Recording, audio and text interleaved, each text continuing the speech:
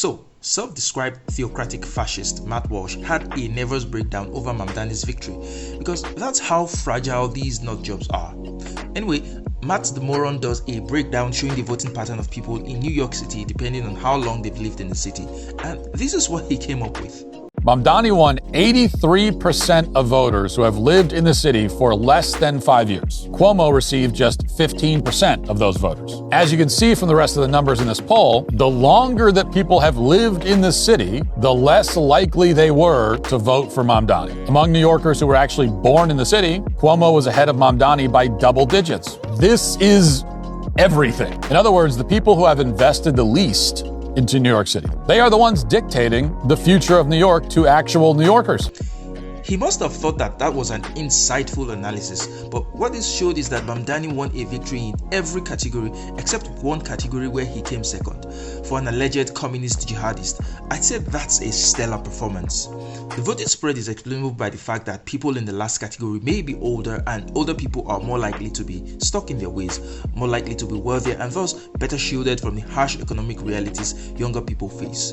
If the future belongs to young people, then I think their verdict matters more than anyone else's.